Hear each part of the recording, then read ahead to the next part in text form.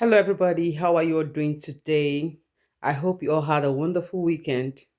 Today is Monday, the 16th of June 2025, and I want to continue with my story. My name is Dorothy, and this is Dorothy's blog. This is where I come to tell my story every week or every other week. So I'm just going to continue with the second part of the red flags that I overlooked during my marriage. Like you all know, I got married to this guy in Nigeria, and then we came over here in the pretense that he told me he wanted to just come and buy some goods and for us to have a honeymoon and then go back. So because according to him, immediately we did our traditional marriage, we just went to Togo. We didn't really have time to spend separate time. We didn't have our own private time because, like I told you, he had a lot of boys in the house.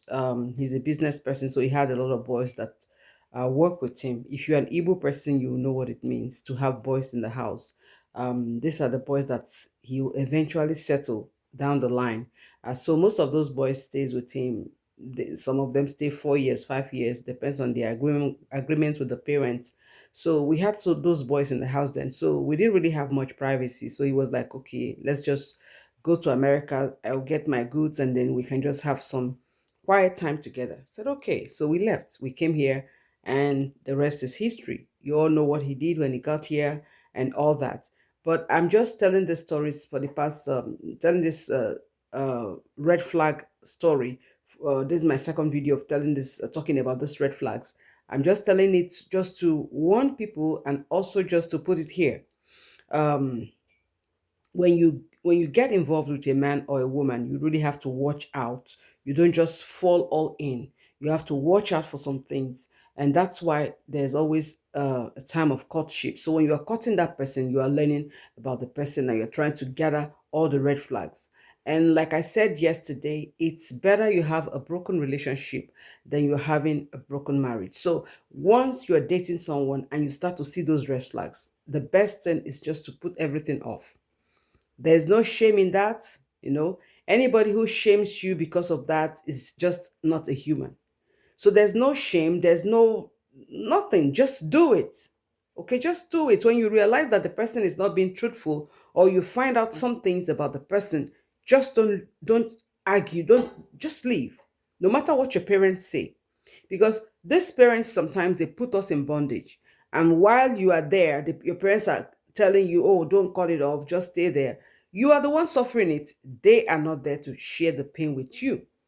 And sometimes they all turn deaf ears. The parents, they turn deaf ears to any complaints that their children have against their spouse. They'll be like, endure it.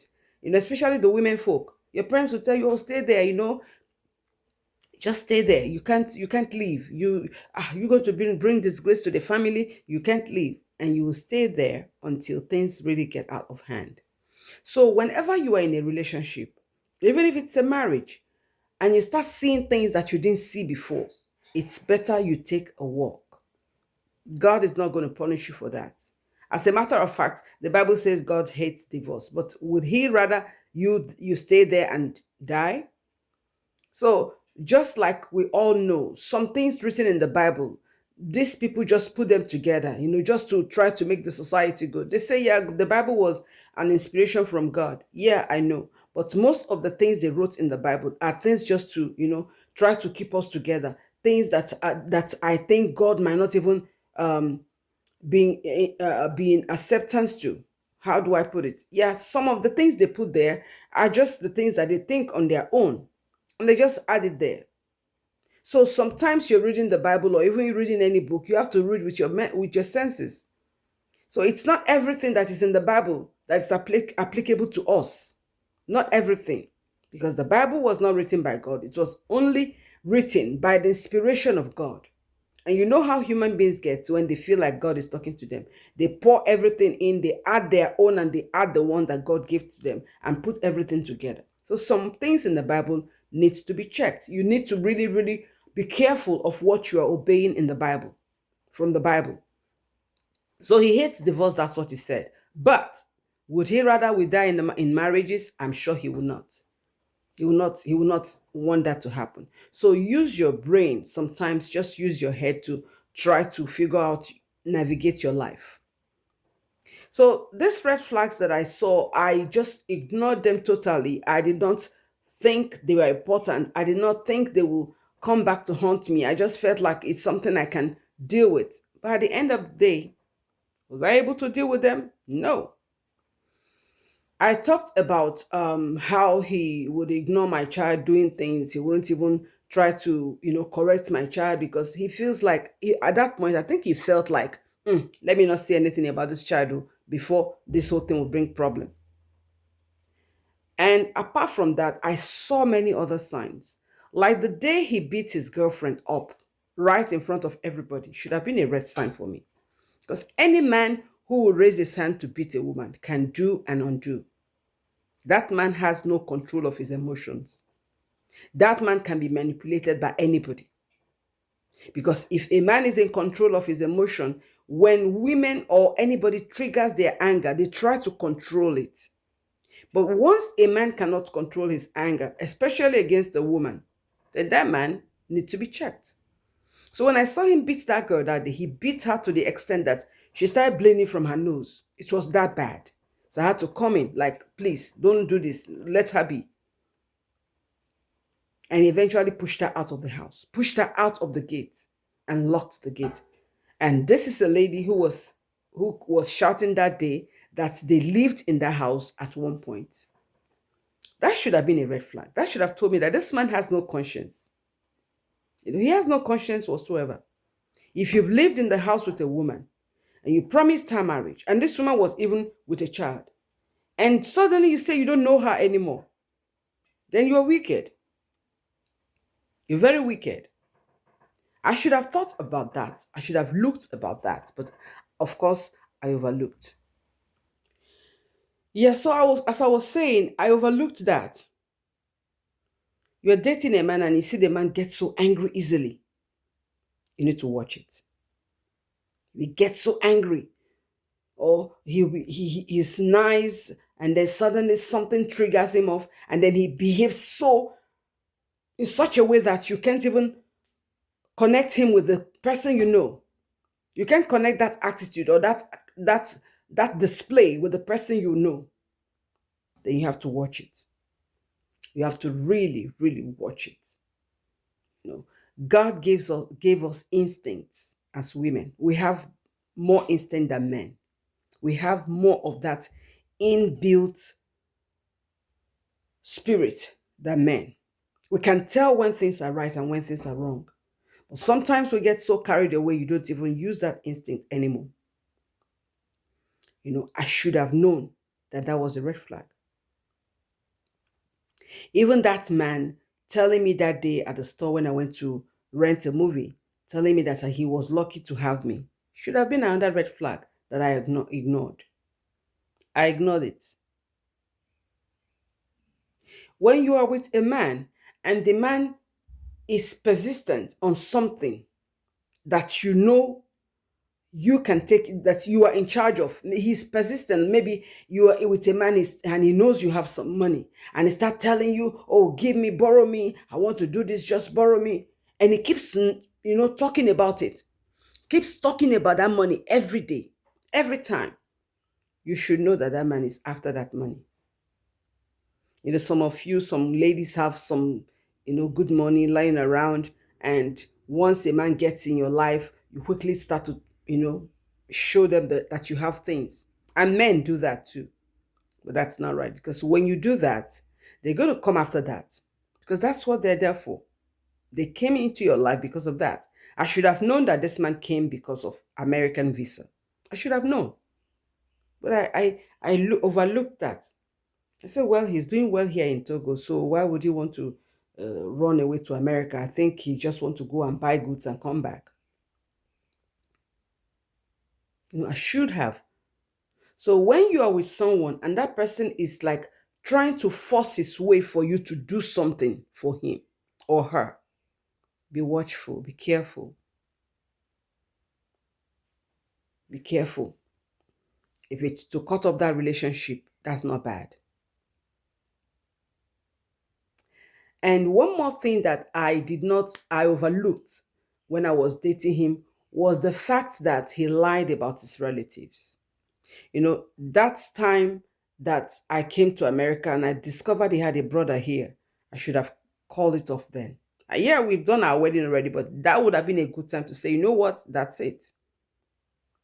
Once they lie about a relative or lie about their relatives, that's a red flag. What do they have to hide? He didn't want me to know that he had people here because he knew that if I know he has people here, that may, make me scared or make me have a rethink.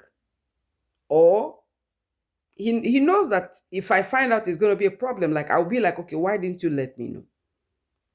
Or why can't they help you get over there?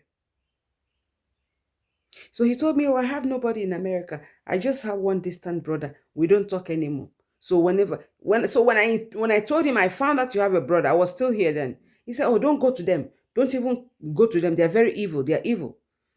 You know why he did that? Because he didn't want me to get close to the people. He felt like if I get close to the people may in turn love me and then his plan may not work. Also, I don't know. I don't know why he did that, but that was a red flag that I overlooked. When your husband or your wife keeps telling you, keep depriving you from seeing a particular person in the family, that's a red flag. Especially if you've not gone to find that marriage, that's a red flag. If not, why are they hiding that person? Why don't they want you to know that person? So he hid this brother. He hid the fact that he had a brother in America. And even when I got here, he still did not tell me that he had more people around. Even that meeting that we were going that day, I know he knew that those people were coming, but he never hinted me. He never hinted me that, oh, excuse me. Oh, my dear, you know what? Some of my family members will be coming over. So it's not just going to be my brother and us. Some other people will be joining us in that meeting. He didn't tell me that. Hmm. Yeah, he didn't tell me that. He did not tell me that other people will be joining. He just told me we're going for a meeting with his family. And I assumed it was just him, his brother, and his brother's wife and a child. And when I got there, I got surprised because I saw more than 50 people in there. They were already waiting for me. I got there and they were all eating me up with their eyes, looking at me, whispering amongst each other. And I didn't know what they were planning. So it's like you're married to your enemy. I was married to my enemy, who knew I was there for a slaughter or to be slaughtered. Yet he did not say anything. And once the thing started playing out, he started drinking. He was just pouring himself drink and he was drinking. Then he'll finish a glass and take another glass and drink. And that was a big red flag. That was the day I should have said, okay, after that day, I shouldn't have even let him back into my life again. Because he kept drinking because he wanted to put it on alcohol, which was what he later said. Oh, that I had too much to drink, so I couldn't talk. Really? Really? So, when you are with a man or when you are with a woman, please open your eyes. Open your eyes. Open your eyes. Don't be carried away by sentiment or with sentiment. Don't just be carried away with that rubbish talk of, oh, I can't break off. I can't do this. No, you can. I mean, if I had broken up that marriage that day that they told me to leave, I wouldn't have gone through the rest of the things I went through.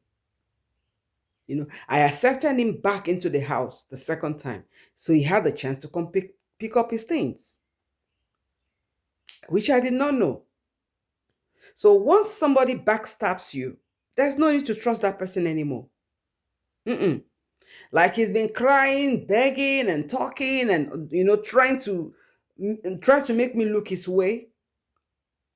And I just remembered all the things he did, and I said, "No, you're still married now. It means God wants us to be together." No, no.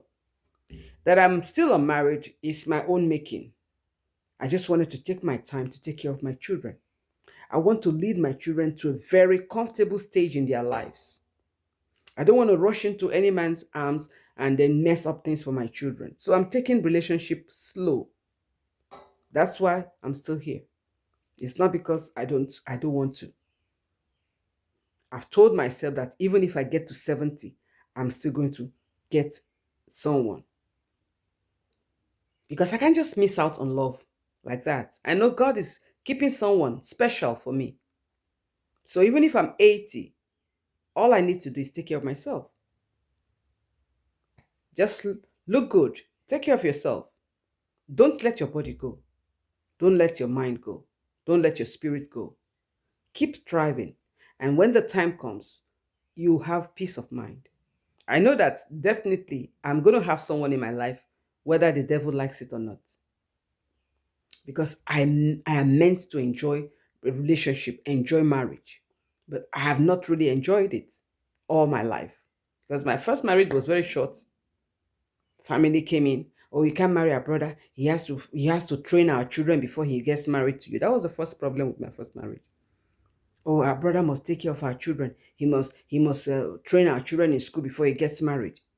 And because their brother stubbornly got married, they came after me. And my parents, my father had to come to move me out from that house, or else I would have died in there. And now I went to the second one, and the man did what he did. So now I'm just taking my time. Taking my time. And even if I don't see anybody till I go to meet my creator, that's fine. You know, as long as I've taken my own share of of being battered in this world. I've taken my own share. I'm going to live out the rest of my life in peace, whether with a man or with no man. If a man comes and is okay, it's going to be really hard for anybody anyway. It's going to be really hard for any man to come my way this time because I'm going to scrutinize the person. I am going to be so strict with so many things. I may have to go through therapy again before I can even deal with any relationship because right now it's just off my mind. All I'm striving at is putting those children's feet on a solid ground, making sure they get to where they need to be in life. And once that is done, and that will be done in few years, 2 3 years, my children will be out of college. They'll all be working. I'll be free to live my life. And I'm sure I'm not going to make any of the mistakes that I made in the past if I want to really get into a relationship. Excuse me. So this were the red flags that I saw, that I overlooked. I thought I could fix. I thought they meant nothing. I thought I can just deal with it until it got me messed up. That's why I'm warning you. Open your eyes. Even if you are a year old in a relationship and you see something wrong, please, it's better you cut it off at 1 year than to stay there for 20 years and suffer for 19 years. There's no shyness in my marriage broke up. Nothing to be shy about. It didn't work out, it didn't work out. It's not your fault. Even if it's your fault, that's okay. You're learning. The next time you do better. And if you don't want to go through a next time, you stay and take care of yourself. Nurture yourself, improve yourself. Be a source of knowledge to others around you. Warn other people around you. It's like if I'm ever going to talk about adoption, I'm going to talk about it in a way that I will try to warn people about it. Because adoption destroyed part of my life when these people took my child. So whatever you've gone through in life, you try to use it to warn people. And then that brings me to letting you know that I'm going to be making some videos about my adoption story. I'm going to tell you some things that I saw that I also overlooked during that adoption period. I'm going to do that in my next video. I'm going to talk to you about things you should see when you meet people. And this time it's not a relationship. When you just meet people generally, you try to watch those people seriously before you trust them. So aside from being hurt in marriage, I was also hurt in adoption, through adoption. So I'm going to let that story out. So I'm going to stop here today until next time. This is Dorothy, and this is my story.